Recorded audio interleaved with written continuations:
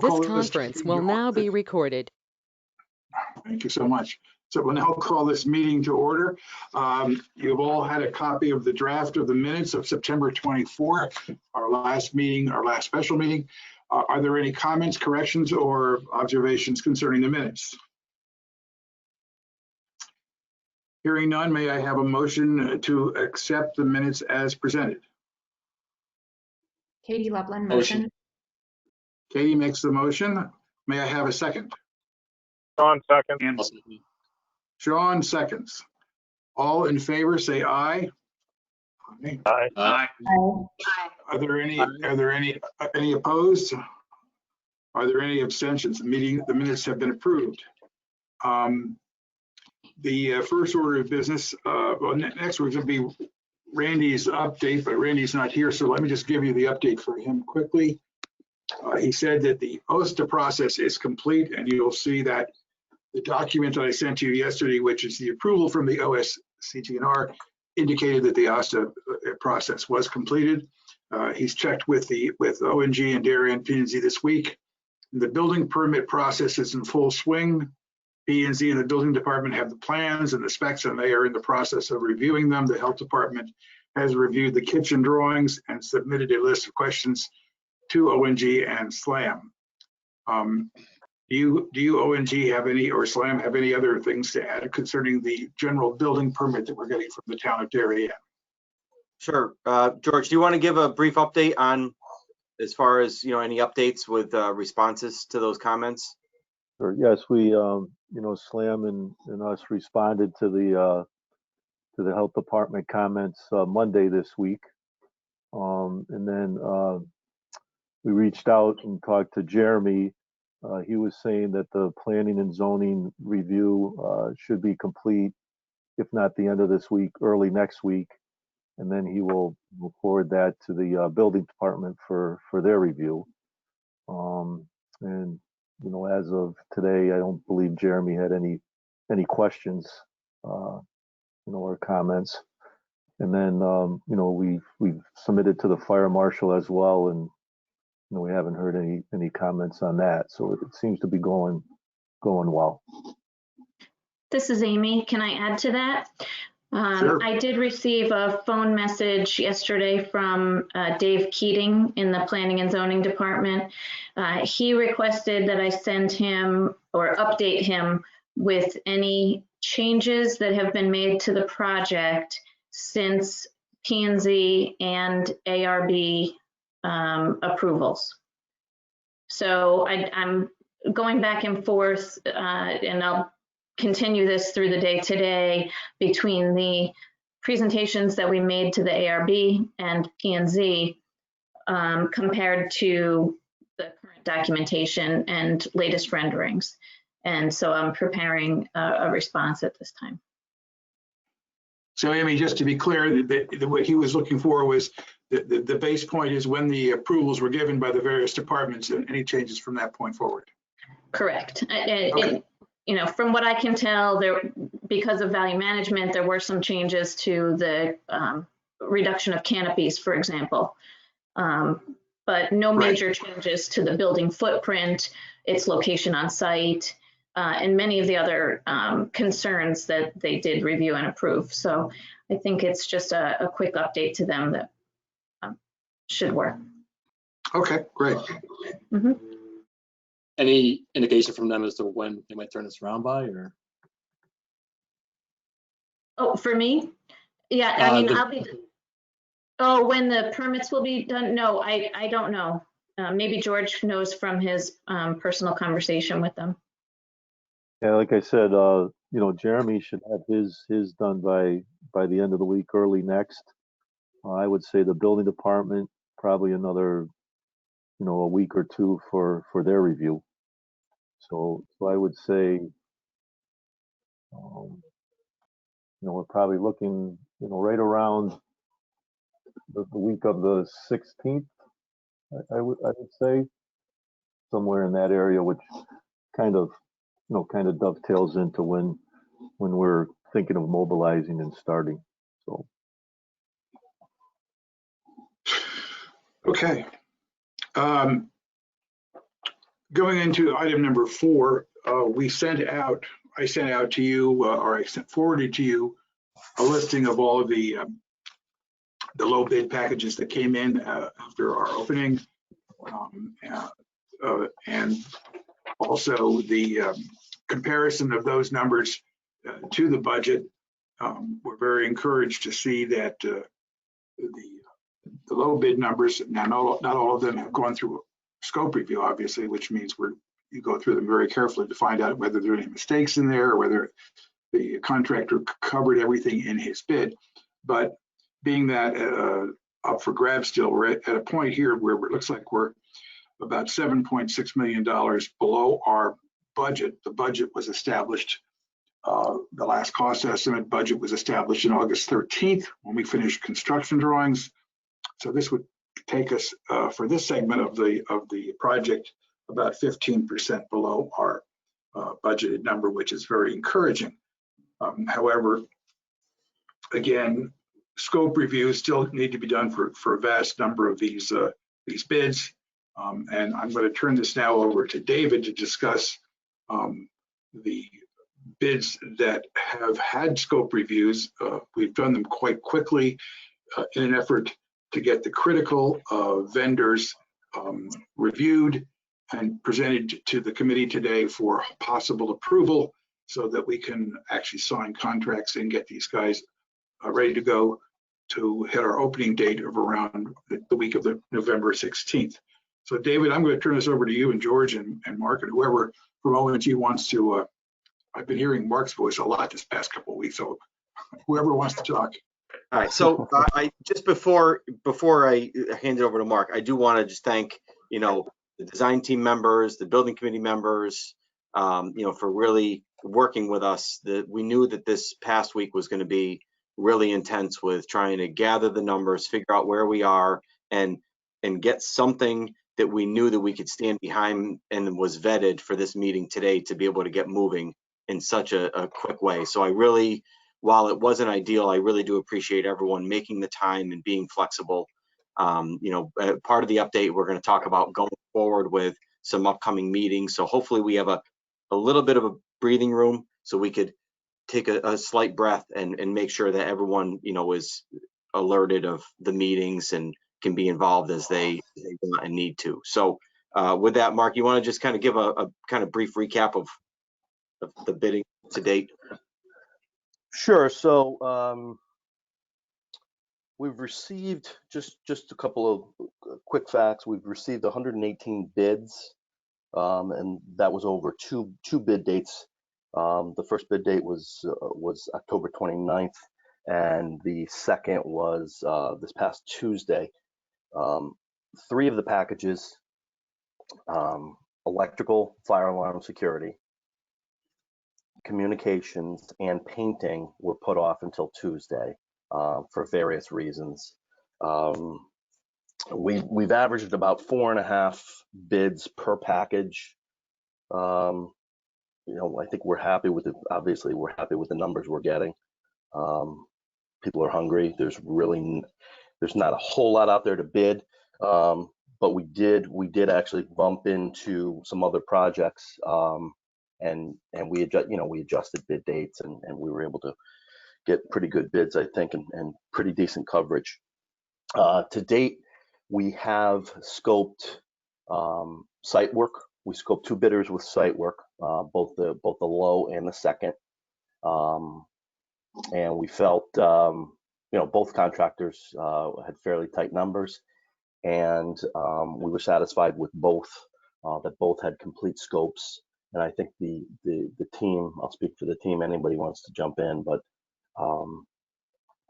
I think we were comfortable with both bidders, and obviously we're going to recommend the low bid, which is Sean's Lawns, which is a local contractor down there out of Stamford, I believe. We've also scoped concrete and masonry, and that was fortunately, Capasso Enterprises out of Middletown, Connecticut, submitted both concrete bid, masonry bid, and a combined bid. And we performed a scope with Capasso. We didn't feel we needed to go to the second bidder on this. The scope was successful. Again, I'll speak for the team, but I think we all have a comfort level with Capasso. They're probably the biggest mason in the state, if not, one of the biggest in New England. And that was a successful scope review. Structural steel, we interviewed and scoped Schenectady Steel out of Schenectady, New York. That was a successful scope review. Again, very complete. And again, I thank the design team for jumping on these on such short notice. I know everybody's busy these days. We also performed a scope review for aluminum entrances, storefronts, and curtain wall and metal siding.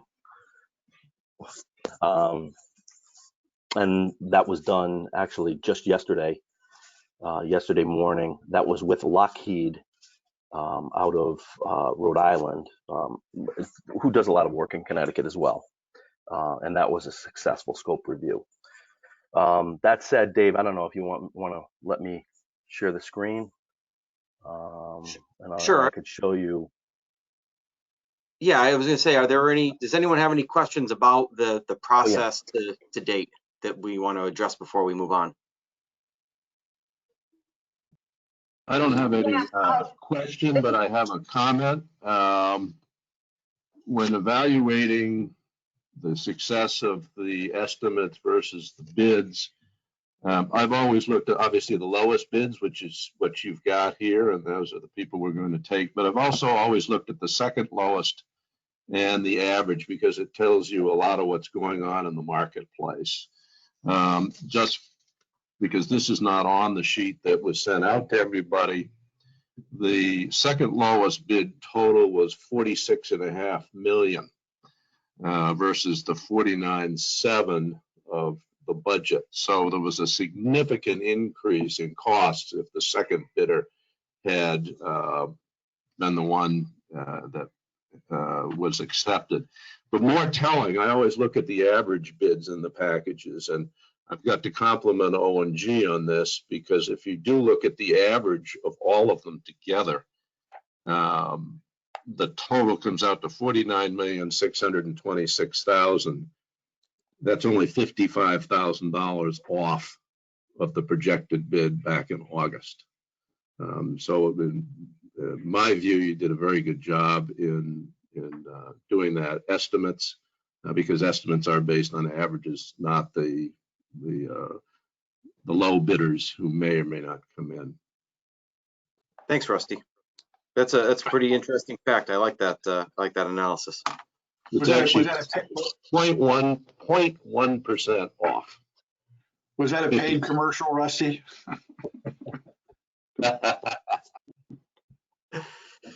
I wanted to ask Mark a question. I just want Mark to clarify something, and that is that we're being asked this morning to look at what we call the critical trades for approvals, but the Lockheed, the curtain wall, the windows and all that, obviously that's not going to be used right away, but I wanted you to emphasize, Mark, why we have them on early.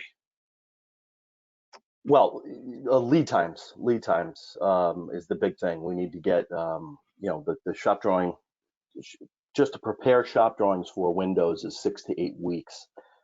It's probably another 6 to 8 weeks after the architect, and the design team reviews the shop drawings for approval, which could take, hopefully a week, but could take up to several weeks.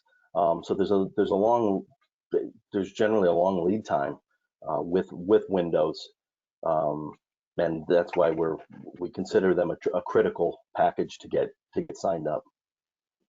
And on top of that too, Kip, is the fact that it's for the building envelope of the building. We've got details on the project where the interface of the windows with the air and vapor barrier of the building. So there's an extensive mock-up that we're going to be constructing over the course of the first few months of the project, and it's important to get the windows as detailed as possible so that we can get the correct window sample to be a part of that mock-up to make sure that the envelope of the building is correct. Okay, great. I heard that yesterday. I want to make sure the committee heard that too, as to why we're rushing to approve them. Thank you. Hi, Dave, this I is don't know if you, Diane. I had a quick question.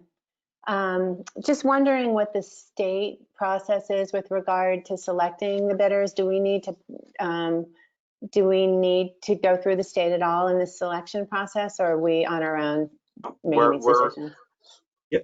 Nope, there's nothing that the state has to do further, Mark, if you want to add anything there. yeah, so with the electronic bidding process, which is a new way of doing business because of COVID-19, there was a requirement that all the bids be submitted electronically to the CM, ONGAP, the town, and the state of Connecticut all at the same time. So all bidders sent in the bids to the 3 email addresses, which keeps everything transparent. Dave, I don't know if we want to talk about the window bid or anything like that. No, I think it's, it's Okay. a very structured process. As far as the approvals, Diane, we received the state had to give us the approval to bid the project, which we received. That was what we were waiting on, right? That's why we're having some of these meetings a couple of weeks after we wanted. That October 5th or whatever it was when we received the letter from the state to bid. Right. And then just yesterday we received the letter from the state allowing us to actually award contracts. There are various other pieces of paperwork that we have to compile and submit to the state throughout the process to make sure that the reimbursement to the town is there.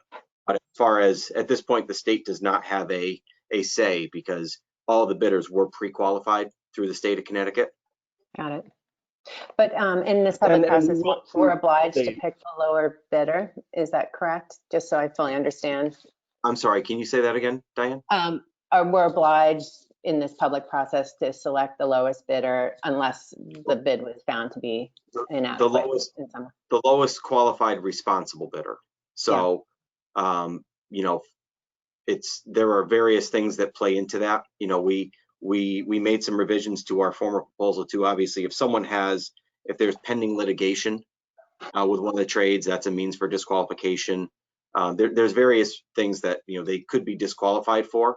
But if they have included all the scope of work, we've checked their backlog and their references, and they're capable of doing the project, and their number is low, then they're deemed the lowest qualified responsible bidder. Okay, thank you. Which is the difference between calling someone the apparent low, which is what the bid tabulation sheet says, versus the lowest qualified responsible, because that's what the scope review meeting is to do, is to make sure they are qualified to perform the work. Right.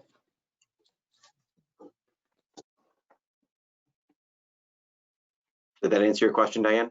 Yeah, absolutely. Thank you. You're welcome.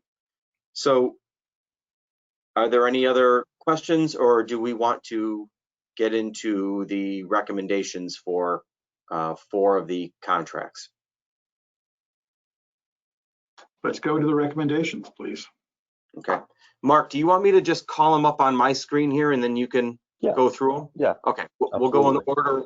We'll go in order of the bid packages. So the first one is going to be for Sean's Lawns. So all of these letters look essentially the same.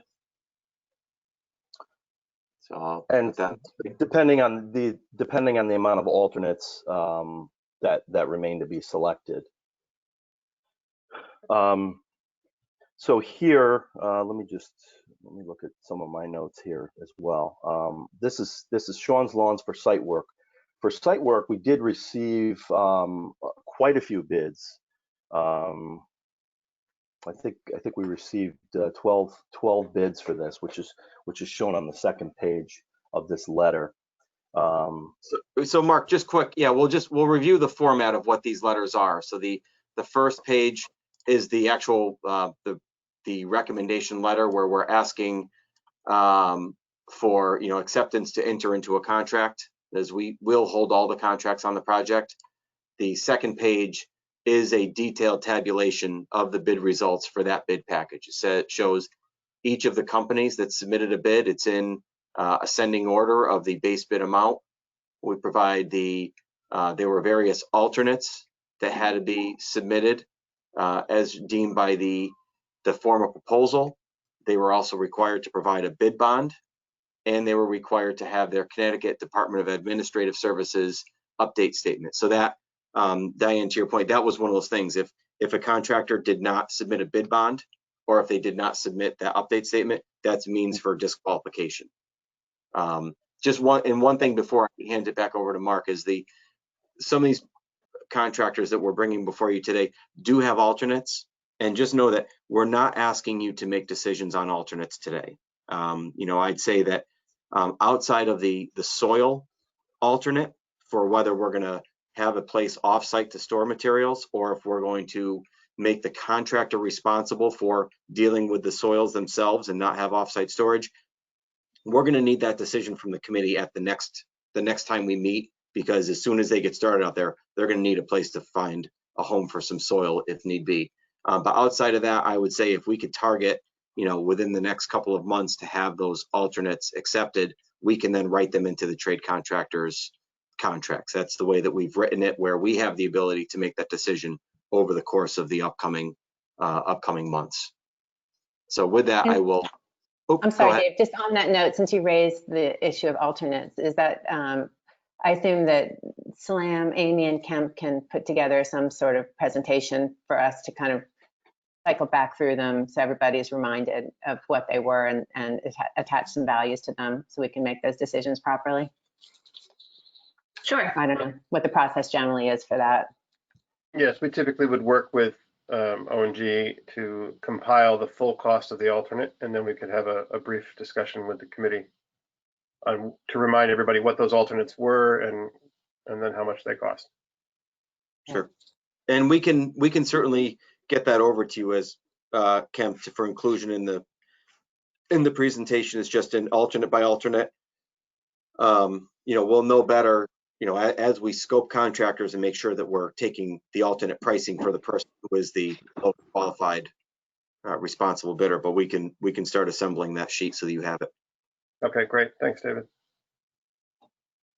Mark, before you start, is there a way of increasing the size of the screen that has the documents on it?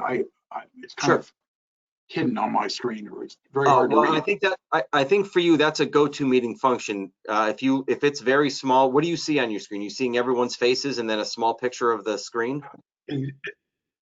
I'm seeing everyone's faces, and then and the screen is the same size block, which it makes the print very small. Right. So if you hover, expand that block.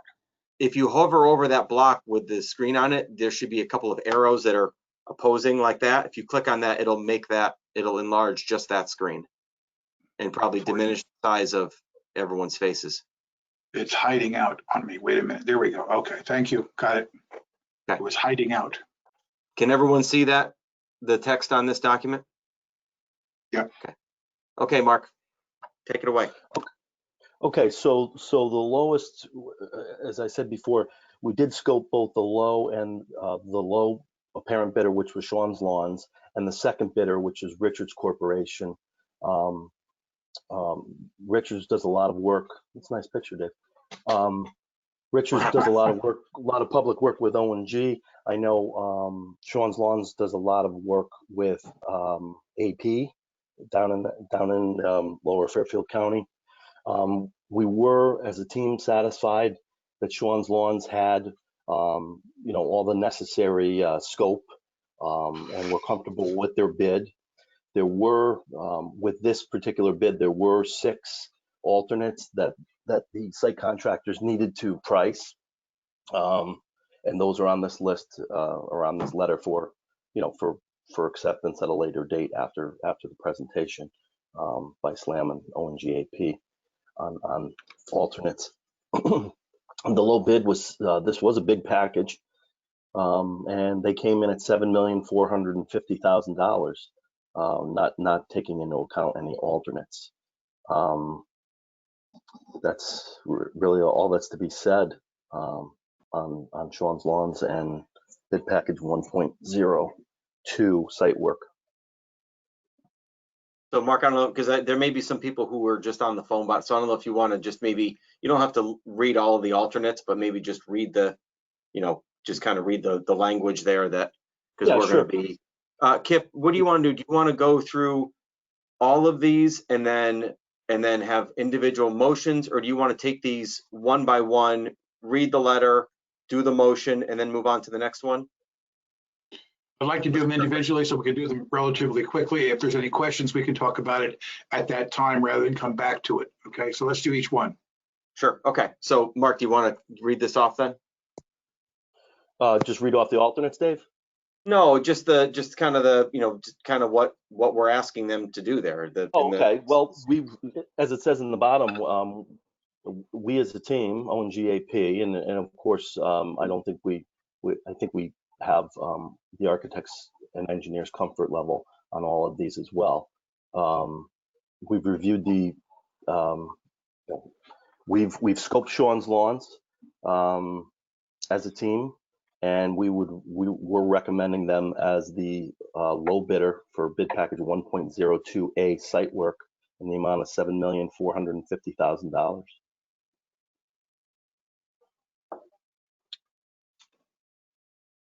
Do I have a motion to accept this approval? Motion to accept Sean Lawn. Rusty moves. Okay, do I have a second? And second. I'll second that. Who seconds, Nick? Sure. Nick seconds, okay. Is there any discussion? All in favor, please say aye. Aye. Aye. Aye. Aye. Are there any nays? Any abstentions? All right, this package has been approved. Okay. So, and what we'll do is we'll email these over to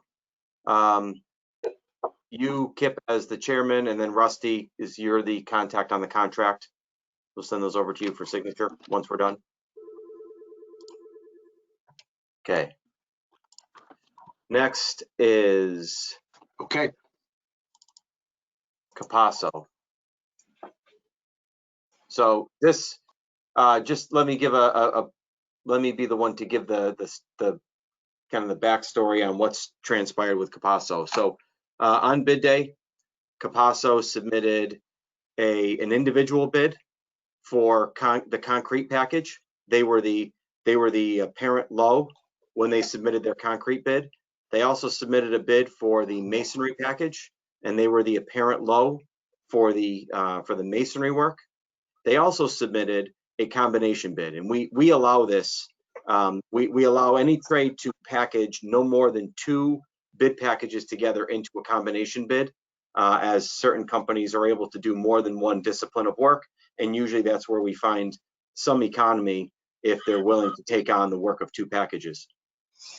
We had received pricing from Capasso for both of those. We scoped it out, as Mark said, had a very successful and lengthy scope review with them. However, they had made an error in their masonry individual bid that was approximately a $200,000 error. So in discussions with them, they in turn officially today withdrew their masonry bid. They are allowed to do that. They had to send a notice to the same people that received the bids. We did receive that letter from them. So we went through and did an analysis. And actually, if I will just, 1 second, let me just call this up just so you can graphically see what happened here. So the top scenario was, this is where we believe we were at bid day. Capasso submitted a low bid for concrete, a low bid for masonry. The total of that work was $5,749,500. What happened after that was, due to that $200,000 error, we looked at, okay, if they withdrew their bid, if we take the low bid for concrete, which was still Capasso, and then the second bid for masonry, which is this amount, the $2,437,000, that brought the total for the concrete and masonry work to a total of $5,922,000. We then looked at, the last scenario was Capasso with their combination bid. They submitted a combination bid for those 2 scopes of work in the amount of $886,750. So when comparing that to the two individual low bids at that point, it's a $35,250 savings. So that's why our recommendation is to continue to go with Capasso for both packages, utilizing their combination bid. Are there any questions on that? So this would increase the bid amounts on your sheet that you sent out last night by about, what, 200,000 in total? It was 130 some odd thousand, because the intention was that while their masonry number went up by 200,000, their combination was not that full amount. It was 130 some odd thousand. So essentially, they were giving at bid day, had they not made that mistake in masonry, the combination package was giving a discount of approximately $64,000 to take them for both scopes of work. Okay. And I did do an updated the analysis that you had published to the committee that shows the low bid amount versus the budget. I did do an update of that just this morning, and it was not enough to move the needle even a full percentage point from what we had talked about with the 15% under on the overall of the project. Okay, thank you. You're welcome. So I'll go back to this award letter. Can I ask a question? What is then, if it was 7.6 million under budget, is it literally just 130,000 or so less than that? So 7,470, 7,480? Yep, I can show you. This is as of this morning. So it's overall now it's 7,474,019. Thank you. You're welcome.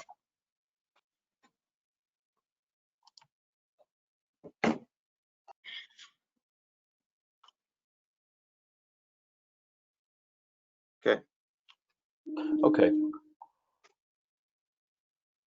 So this is your approval letter.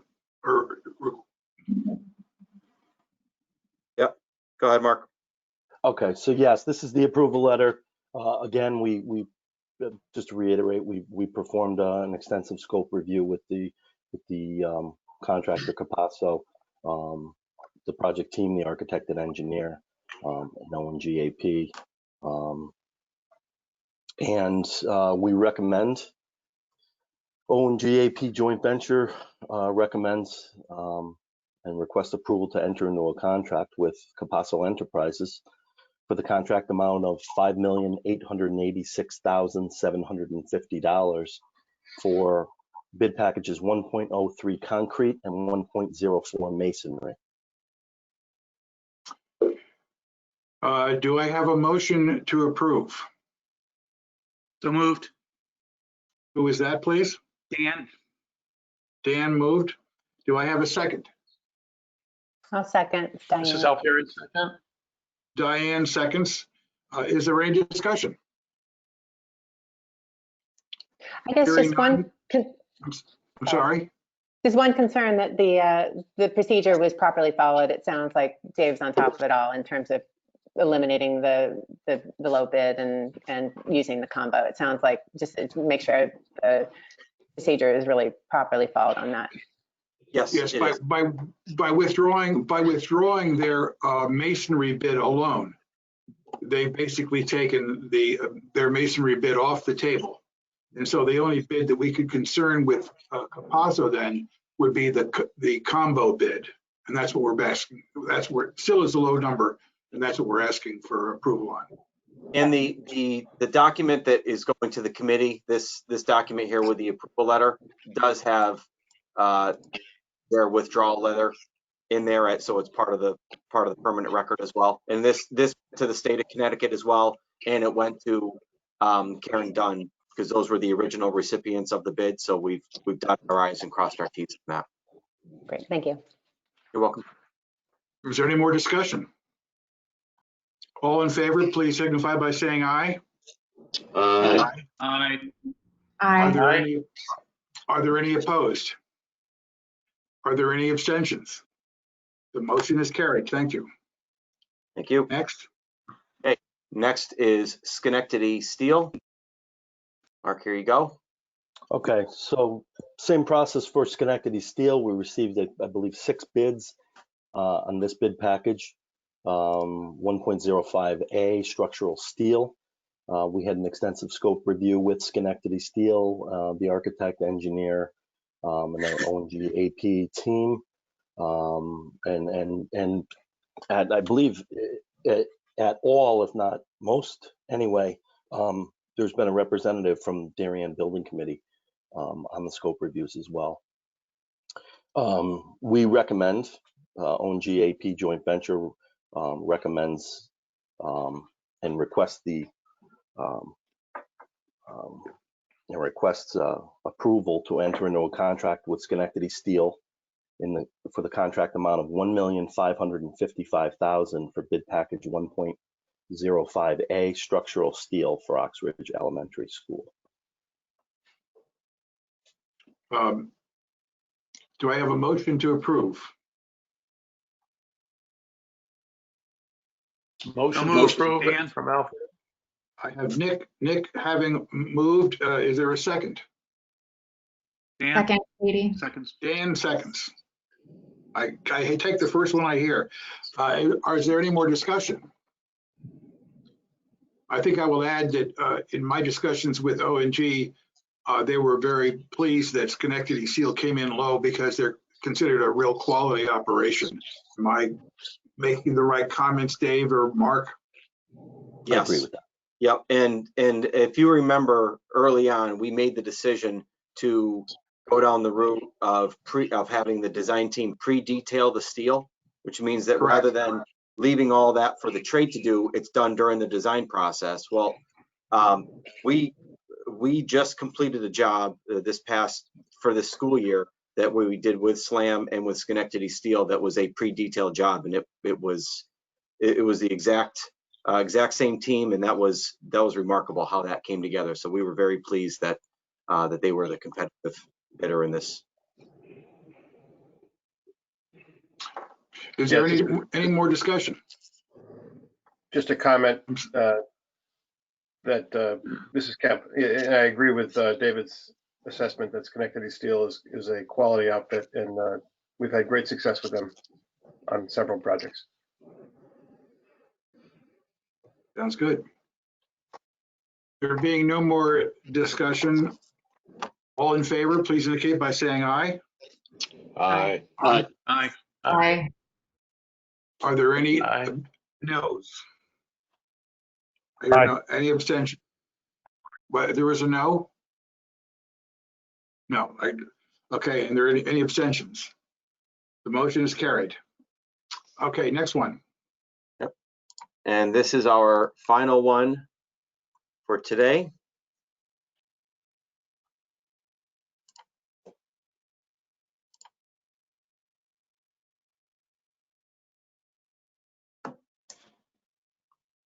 Mark, go ahead. Yep. Bear with me 1 second, Dave.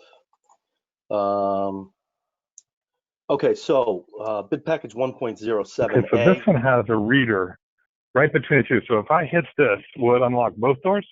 Pull that door. So it unlocks both. Okay. John, I think you're on not on mute. This is I believe if he was caller 1, I just muted him. Okay. For bid package 1.07A, it's titled, it's a long title, aluminum entrances, storefronts, curtain walls, and metal siding. We received, I believe, 4 bids for this package. Again, we met with the parent low bidder, which is Lockheed Window Corporation out of Rhode Island. And we had a successful scope review. We feel confident with them.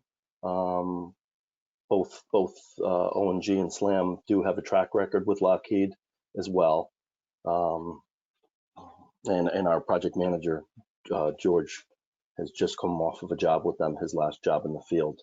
The ONG AP joint venture requests approval to enter into a contract with Lockheed Window Corporation for the contract amount of $3,349,000 for bid package 1.07C, aluminum entrances, storefronts, curtain walls, and metal siding for the Ox Ridge Elementary School project. And just, I do want to just note one thing, Mark, and I think you were going to bring this up before, is when we took bids on bid day, those who were listening in, we did not read Lockheed's bid publicly. There was, with everything coming in electronically, Mark, correct me if I'm wrong, theirs came in under a different email address? They had used a transfer service, something called WeTransfer, which I had never heard of. And their bid did get caught in a spam filter. It wasn't identified as a bid, so it didn't get released into our CM bidding email. However, it was received on time, and it was received by the state on the state's email address. So after the bid, I started to receive emails from Lockheed, and we searched and we investigated, and we found it's stuck in the filter as a deleted item, actually, in the filter. It was restored. We did open the bid, and they happened to be low by $250,000+. We went to the state and asked the state for essentially a ruling on it, what to do. Could we accept the bid, or would we have to throw it out and accept the second low bidder, or possibly rebid this package? The state acknowledged that they had received the bid, and that it was as long as Lockheed Window Corporation met all the other requirements, such as DAS pre-qualification statement, bid bond, items like that, the bid would be acceptable and the state would not have an issue with it. Okay. Thanks, Mark.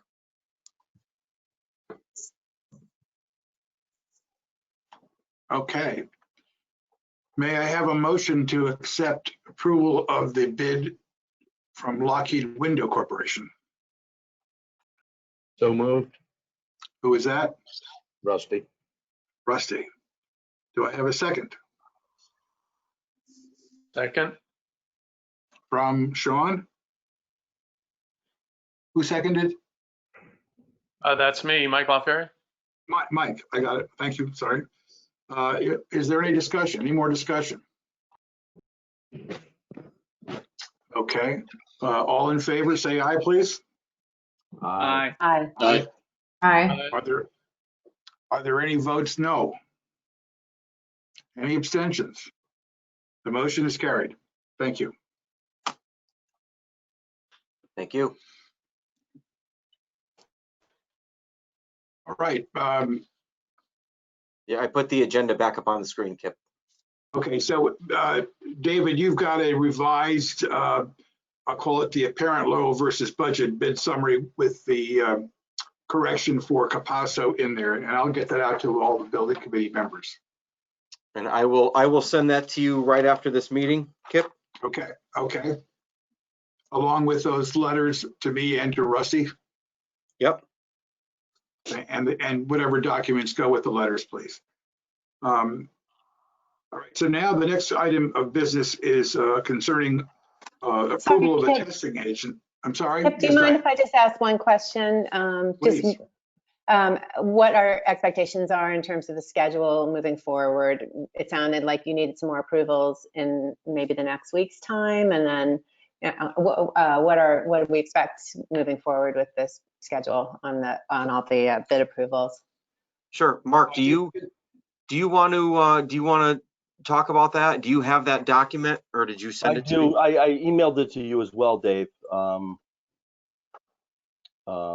But I can certainly pull it up if you. I have it here. Give me 1 second. It was the second email. It says use this one. Okay. So what this is here is, Mark, why don't you walk through this? Okay. So can everyone see what's on the screen? The Excel file. Yep. Okay. Okay. So on the top, these are all the trade packages that we're going to need to award. And bring to you at some point for approval to award. But these are all the scope reviews that we're planning out. Now the dates obviously aren't populated just because we're still discussing and we want to get everybody on board and give everybody plenty of time for these next round of scope reviews. But what I've done, and again, for discussion with our project team, is which bid packages are a priority. So the ones that are grayed out, we've already completed. The ones in white, such as general trades, electric, fire alarm and security, HVAC, plumbing, fire suppression, we have not done those yet. I've just put it in order of my priority right now, or what I would feel would be a priority to perform a scope review. And you'll also notice that some of we have redundant scope reviews for some of the companies, such as bid package 1.15 electrical. CamSan was the apparent low bidder. Ferguson Electric was the second bidder. However, the delta between the two bids is $1 million. And the delta between the second and third bidder is very tight. So what that tells us is either the second and third bidders are in left field, or CamSan possibly could have looked at things differently and possibly made a mistake. So we'll probably perform scope reviews with both companies for the electrical bid package. And there's some other trade packages in there where we'll do the same type of thing. We may even add some that are not listed here. So over the next probably 3 to 4 weeks, we will be performing the scope reviews for all the bid packages. And Dave, if you want to scroll down just to see. Sure. So yeah, and I think that right, when you look at the whole list here, the idea is that, Mark has started to identify some meetings here. And I would say that if we're looking at the next group of people that are important for the project, it's really these next 1, 2, 3, 4, 5 packages that could be, it's going to be at least six meetings, maybe even a seventh, but that's, what we would like to strive for is to, work on those as soon as, again, whether or not we can do a scope review tomorrow. I don't know if, again, we want to be able to get the notice out to people for availability. So maybe tomorrow won't work, but certainly come Monday, Tuesday, Wednesday, we're going to want to put a diligent effort in that.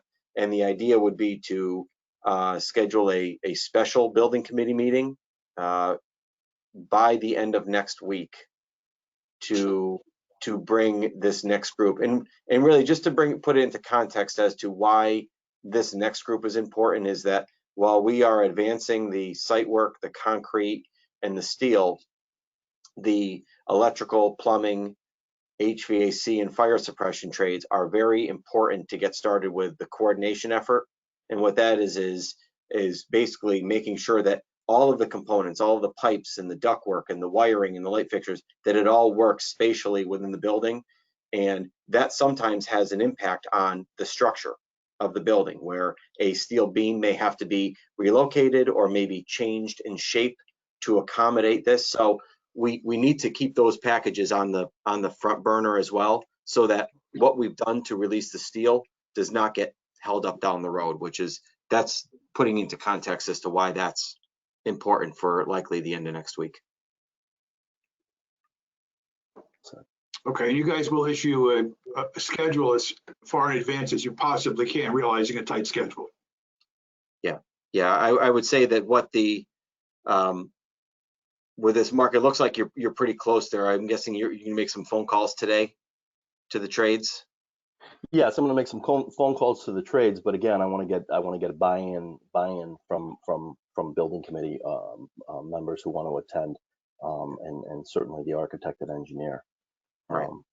Again, the last couple of weeks we were in a sprint, and everybody accommodated it. But if we do have time, we want to accommodate everyone's schedules, right, as much as possible.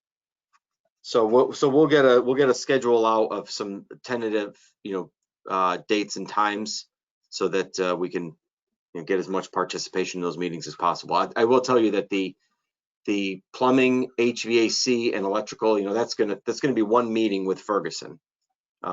that's going to be a very long meeting.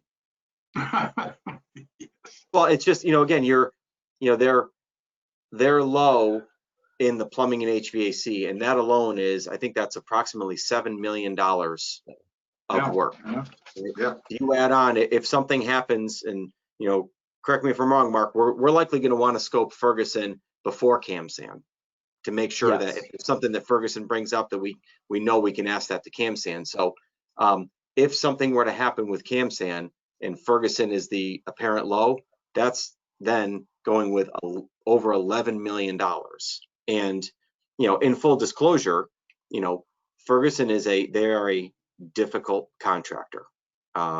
We've worked with them for years, and it's going to be a very intensive scope review meeting that we're going to need, all hands on deck to really put them through the ringer to make sure that they have everything and they understand the rules. And so that's going to be a momentous scope review with Ferguson.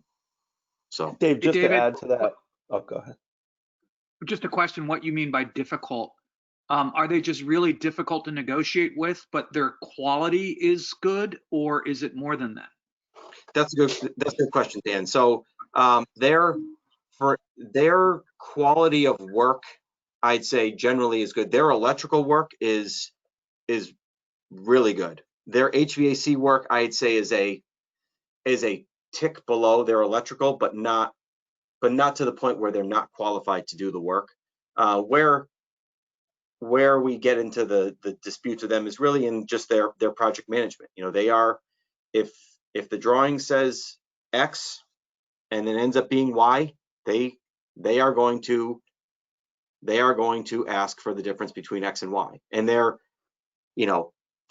just, that is how they are. We can't necessarily disqualify them for that, but we can have a very long and lengthy scope review to chase as many of those rodents out of the barn as possible before we put pen to paper. And then on top of it too is, with a contract of that size, our approach there would be to get them in writing to commit to certain minimum staffing for the project. As far as, it's not a part-time project manager. With that amount of work, we would be looking for dedicated staff for the project to make sure that it is being adequately managed and overseen. Dave, just to add to that, I just came off of a job in the field last year with Ferguson, and they had the electrical and plumbing, not HVAC, so I can't speak for that. But I've worked with them on electrical several jobs. But on the last job, the electrical and the plumbing, the foreman and the quality of work was very, very good.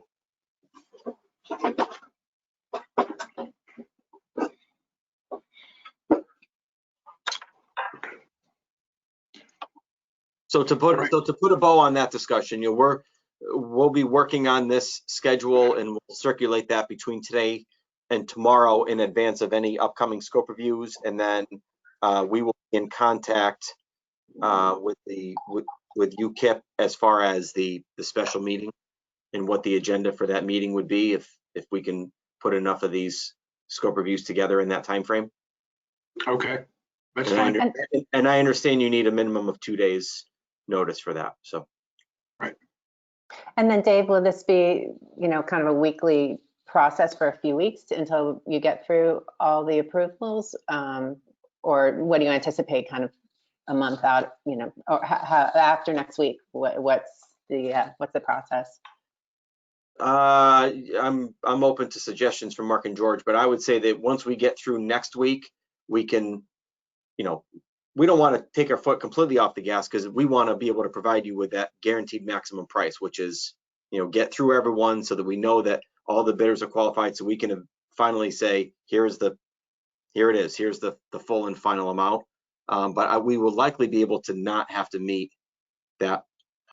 Well, then the following week is the 19th, and then it's Thanksgiving. So we'll probably be okay with not having another meeting until probably December 3rd, after next week. Mark or George, if you see an issue with it. No, I would have said the same thing, Dave. Okay. All right. That's the expectation, Diane. The next item of business is for Nick Rongo to speak about the testing agency. Yeah, so we put out an RFP for a special inspector for special inspections material testing. I think we received a total of 6 responses. 2 we could not consider, they weren't complete submissions. So we had 4. Out of the 4, we received from the following companies: Special Testings Laboratories, Tri-State Materials Testing, TestCon, and Attain. After going through them and speaking with them and our design team and ONGAP, I'd like to recommend we engage STL, Special Testings Laboratories, as our special inspector for the project. They were they had the most reasonable unit rates, and they are well qualified. They have experience with our whole team. They have availability and capacity to serve the project. So I'm confident in the recommendation. So Nick, to be understood that we don't have a dollar amount because it's a question of how much testing goes on, correct? Correct. We did not ask for a lump sum proposal on that. We chose to do the unit rates. We did ask for an estimate of projected cost, and they gave, I think, a very reasonable and realistic range of that, just to give us an idea where we would stand. So, yeah, we won't make a motion for a contract price at this point. So you're just on a motion concerning making them the designated testing agent. Yeah, just allowing us to engage them. Yep. Okay, so the motion would be to engage, exactly, who is it again? Special Testings Laboratories. As our testing agent, with the unit prices that have been presented to Nick and to the team. Do I have a motion to approve such a approval? So moved, Rusty. Do I have a second? Second, Dan. All in favor, please signify. Is there any more discussion? I'm sorry. Any more discussion about this matter? Hearing none, all in favor, please indicate by saying aye. Aye. Aye. Are there any negative Aye. votes? Any abstentions? Hearing none, the motion has passed. Okay, next item of business is the status of our contracts with SLAM, ONGAP. Rusty. The contract with ONGAP Construction was signed 10 days ago. So that is complete. And the final piece, which is an exhibit to get the SLAM contract signed, was sent over to them yesterday, as well as to the attorneys. So that should be coming shortly. That's good news. This is Yep. Kemp. Thank you for getting that over to us, Rusty. We will turn that around before the end of the week and get a signed copy back to you. Terrific. Thank you. Excellent. The next item of business is information meetings for the Oxford School faculty and parents and community. Luke, I think you've got some stuff scheduled. Dr. Adley? Yes, we're really excited for 2 events. We have a faculty meeting on November 12th. Thanks to Amy and Dave for joining us. That will be just with a specific focus on faculty. The goal being to inform everyone around the construction process project, to answer any questions they have about safety, security, and kind of what to expect as we get into the first phase of breaking ground on construction. We'll have another conversation with Oxford families on the evening of November 18th, and we'll have a similar presentation, what to expect, safety, security updates, and just giving everyone a lay of the land in terms of what's to come once we have these once we get the construction underway. Both sessions have solicited questions from faculty, and I have a memo out to families for this weekend asking for any specific questions so that we can just use the time most effectively and be most helpful. And the questions that you imagine are sort of like, give me the high level view of what's going to happen, how's the construction going to work, and the question around safety at the site and security for kids and faculty are at the top of mind, which I think Dave and Amy have a good sense of how to prepare for that. And so we're looking forward to those two events. Great. We'll be prepared for that as well. Is there any other business to be discussed today concerning the building project? Yeah. Yes, this is Rusty. Go ahead, Rusty.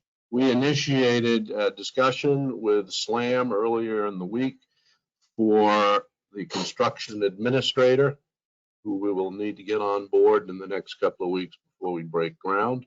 Kemp and Amy have recommended a gentleman by the name of Jeff Lamoth, who I have heard of, and he's got a very good reputation, and I believe that O&G and AP have also worked with him. I do know that he handled for SLAM the Groton project, which is much larger than ours, but more importantly, had to be done in 18 months. I hope they gave him a couple of months off to rest after that. We are going to have a meeting next Tuesday with Amy, Kemp, and Jeff and Nick to discuss the position and kind of get to know them. But frankly, personally, I'm very pleased with that selection and look forward to them getting on board. For those of you who aren't familiar with the process, the construction administrator, in my view, is a critical person. He is, during construction, the go-to guy to answer RFIs, requests for information, and just keep the coordination between APO and G going during the construction. And again, I'm very pleased with the selection of Jeff.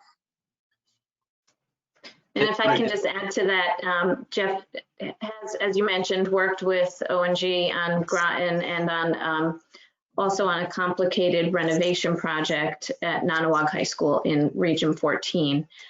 So we're comfortable with him being able to work on a tight site as well, and on a occupied site. And that being said, you mentioned that we need to start getting him involved in the project, but I just wanted to let you know that he has been involved. When we completed the CD documentation, he did a review of the project, and he has been working already with O&G AP, getting their ACANX software set up, and behind the scenes kind of coordination with that. So he's already on board. Great. And if I could just, that's a good segue too, is that we are going to have to have a kickoff meeting pretty soon too. That, there's obviously, we're going to be conducting meetings on a every week or every other week basis. That will be OAC meetings. It'll be the representatives from the owner, it'll be representatives from the design team, and then from the from the construction management side, where we get together on a, like I said, a weekly basis. We talk about progress of the work, any critical issues, possibly walk the site together, discuss any possible design revisions or changes that may come up. So we're going to want to set that meeting up sooner rather than later, and get an understanding for who are those points of contact on a more frequent basis than the building committee meeting is going to be. And then how you want to be brought into the loop as a committee with the information about the project, with RFIs and submittals and things like that. So I know, Amy, we've been sharing some information about what that agenda would look like, and I think perhaps you and I could just touch base on that early next week, and then send something out to Kip and the committee to mull over and set up a meeting for a couple of weeks from now to get that rolling. Right, and to that point, Dave, I think once people are assigned from the building committee, whether it be a smaller subcommittee, to stay more closely involved during construction. Will you be offering training for AConnex for those folks? Yes. Yep. Okay. Yep, we will. We'll do an AConnex training. I think we talked about this early on, right? SLAM provided this great portal during the design process where you could go and get documents, presentation materials. We have a platform that we use, and it's essentially the hub of all communication and documentation for the entire construction process. It's a cloud-based platform. Our trade contractors are on it. The design team is on it. SLAM, it's to their benefit, or to their credit, they worked through the growing pains of getting on board with it on the Groton project. They're still here, so that's good. I appreciate that. So they're familiar with the system. So it does require setting up an organization for it would be the town of Darien, and then adding users to it, and we can walk through that and the training so that you can get the information you need when you want it. As soon as you can get us some information on that, the better. We've already discussed the need to have this subcommittee, particularly involving people who are familiar with the construction process and who are local. So if something hits the fan, we can address it quickly during construction. So as soon as you get that, we'll have a separate little meeting and determine who's on that. Okay, so Rusty, I'm going to add that to my list. So in addition to sending the summary and those letters, I'm going to send it's a smart PDF. It's a 1-page, and it basically has hyperlinks in it. It says if you're new to AConnex, click here to register your organization. One person, say on behalf of it would be, I guess, the Oxbridge Building Committee, could set up an organization, and then you can add as many users under that as you want.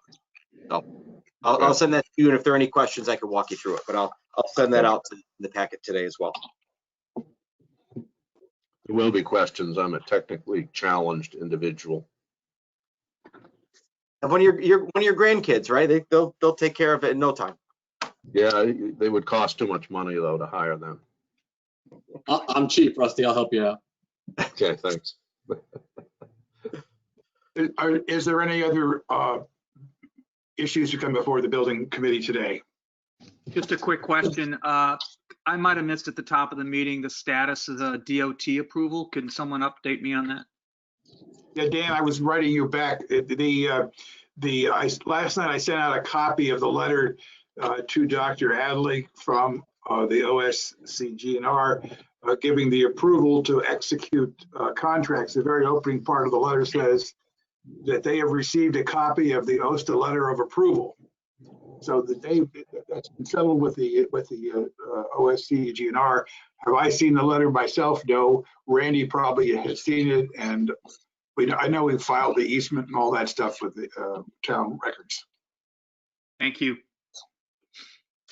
Just one clarification I want to make. So with the apparent low bids coming in approximately 7.6 under overall project budget, we were, I think at CP phase around 1.4 over. So where we sit currently is approximately 6 million under budget. Is that a correct statement, or? Yeah, because you remember there too is that there's some things in there that are percentage based, as far as so it's in the ballpark. Is there anything else? Before we leave, I'd just like to make sure I can identify for the record some people that are on. Is Beth Morgan affiliated with any of the organizations, or is? Beth Morgan and Ashley Hinchman are the co-chairs of the Oxbridge PTO this year. Thank you very much. I'm sorry, I don't know all that. I should be aware of that. And finally, there is an individual by the name of Susie. Well, Susie was on, but I don't know who Susie is, but that's okay. We're done. Okay. Being no further business, may I have a motion? Or is there any public comment? Excuse me. Hearing none, I'll entertain a motion to adjourn. Do I have such a motion? Who offered? Nick? Do I have a second? Second, Diane. All those in favor, say aye. Aye. Aye. Aye. No. Abstain. The motion is carried and we are adjourned. And thank you all very much for your time and attendance this morning. Thank you. Thank you, everybody. Thank you, Kip. Thank you, committee. And David, I'll send you the link for Jim Cameron. You can send the link to him, or do you have his Oh yeah, address? does he have a shared, is it a shared box or something? Because this